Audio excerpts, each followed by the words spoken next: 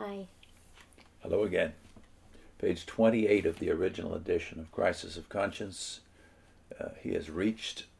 Ray has reached the point where the aid book has come together, and now he's been appointed to the governing body. This is all in the same year the aid book was released, 1971, the year I was baptized. Mm-hmm. And this is how he leads into the next subheading, obligation. He says, after talking about the various ways in which the governing body keeps relatively under lock and key their deliberations, he says the main reason he has to write this, despite all of the counter-propaganda the Watchtower publishes about the motives of the people who dare leave and dare disagree, he says the main reason I have to write it is this. The final reason for writing, the most important reason, since without it the previous ones are of little consequence. And then he has the reason with one word, obligation. And he cites this text from Matthew 7:12 in the Revised Standard Version. Whatever you wish that men would do to you, do so to them, for this is the law and the prophets. That principle stated by Jesus Christ binds any of us claiming to be Christian in whatever we do. No honest person can claim to carry out these words perfectly, and I make no such claim. But I believe I can say that what is here written owes to a sincere desire to follow that principle. The Apostle Paul spoke of himself as a debtor to persons of all kinds. He felt an obligation toward them, and I feel a similar sense of obligation. By the way, that text that he's citing here in Paul is Romans 1, verse 14. If someone else had knowledge of facts that could be of value to me in making vital decisions, I would want him to make these available to me, not to make my decision for me, but to supply the information, leaving it to me to weigh its value or significance. If he were a friend, a genuine friend, I believe he would do that. The 9 years spent on the governing body had great impact on me, and particularly on my conscience. I found myself facing a major crisis in my life, a crossroads situation I had never expected to experience or encounter. The decision I made was my own, and the resulting cost was considerable. But I do not regret, nor do I regret, I do not regret it, that is the decision, nor do I regret having gained the information that contributed toward it. Others might decide differently. Some have. That is their privilege, something between them and God. After I resigned as a member of the governing body in May 1980, I received numerous calls from newspapers and magazines wanting information about the situation existent within the organization. I consistently directed the inquirers to the headquarters in Brooklyn. The inquirers, in turn, consistently said that they had tried that avenue with no success. No comment. My reply was simply that I could not be their source of information. I maintained that position for nearly 2 years. What has happened in those 2 years, not merely as regards myself, but as regards others, has caused me to reassess that position. During those 2 years, the motives, character, and conducts of persons who conscientiously disagreed with the organization have been portrayed in the worst of terms.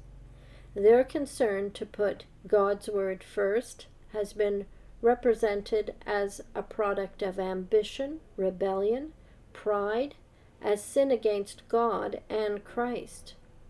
No allowance is made for the possibility that any of them acted out of sincerity, love of truth, or integrity to God. No effort to distinguish is made, but all are lumped together. Any misconduct or wrong attitude on the part of some who have left the organization is attributed to all who have left. For those who do display a wrong attitude, no effort is made to appreciate that the wrong attitude may be a result of frustration, disappointment, and hurt. An enormous amount of rumor and even gutter-level gossip has circulated among witnesses, internationally it has circulated among witnesses internationally. Faithful Christians with high standards of morality are accused of being wife swappers, homosexuals, hypocrites, egotists, interested in establishing their own personal cult. Older ones are often dismissed as being mentally disturbed or senile. Yes, I've heard all those. Mm-hmm. The only ones who could restrain such talk simply by pointing out the possibility that such persons could be genuinely sincere, could have true concern for conscience, as well as by reminding the sowers of rumor how repugnant false testimony is to God. These persons have in reality contributed to the spread of rumor by what they, that is, they, the Watchtower, have published. Mm-hmm. Consider, for example, this material found in the August 15, 1981 Watchtower, pages 28 and 29, circulated in the millions of copies as in many languages around the earth. Quote, "From time to time there have arisen from among the ranks of Jehovah's people those who, like the original Satan, have adopted an independent, fault-finding attitude. They do not want to serve shoulder to shoulder with the worldwide brotherhood. Rather, they present a stubborn shoulder to Jehovah's words. Reviling the pattern of the pure language that Jehovah has so graciously taught his people over the past century, these haughty ones try to draw the sheep away from the one international flock that Jesus has gathered in the earth. They try to sow doubts and to separate unsuspecting ones from the bounteous table of spiritual food spread at the kingdom halls of Jehovah's Witnesses, where truly there is nothing lacking. They say that it is sufficient to read the Bible exclusively, either alone or in small groups at home. But strangely, through such Bible reading, they have reverted right back to the apostate doctrines that commentaries by Christendom's clergy were teaching 100 years ago, and some have even returned to celebrating Christendom's festivals again, such as the Roman Saturnalia of December 25th.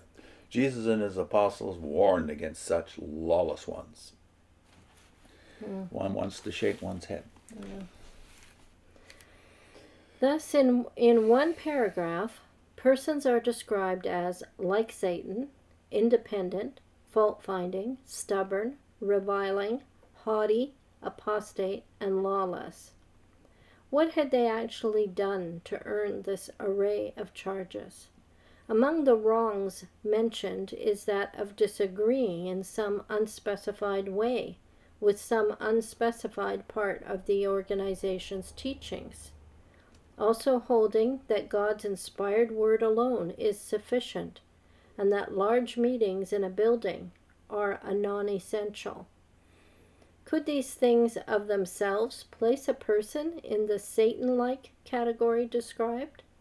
Nothing is said to indicate otherwise, and incredible as it may seem, in the minds of many witnesses, including elders and traveling representatives, this has been considered enough to so categorize them, and to deal with them accordingly. Below is a chart made from the governing body records of the worldwide activity of Jehovah's Witnesses, showing year by year the number of persons baptized and the total number actively associated for the years between 1970 to 1979 inclusive. So stats go to daddy. Yeah. So here's the chart in the columns, and I won't bore you with the details right down to the last digit, but it goes from 1970 to 79, the total baptized each year. And as soon as you look at that column, you realize, okay, the baptisms peaked at nearly 300,000, 2 straight years, 1974, 75. They were up not quite double from 1970 when I got involved. So they were up to nearly 300,000 for those 2 years, and then they dipped precipitously after that. After 76, they dipped way down to 124,000 and 95,000 in 77 and 78, and barely recover in 79. So something drastic has obviously happened. The numbers of the total number reporting activity, though, the publishers, it's not too bad in terms of a dip, but there was a dip starting in 1977 and 78, and barely recovering in 79. So you can see something really drastic has happened. Now Ray says to this reveals that during a 10-year period ending in 1979, a total of 1.8 million persons were baptized. And again, I'm rounding off the figure. They got a very precise figure in the columns. The organization customarily estimates that 1% of those associated die each year. Figuring this out year by year, it would mean an estimated 185,000 were lost in that way. If we reduce the baptismal figure by that amount, it leaves 1.6 million as the increase gained in that 10-year period if all persons remained in the organization. What do we find?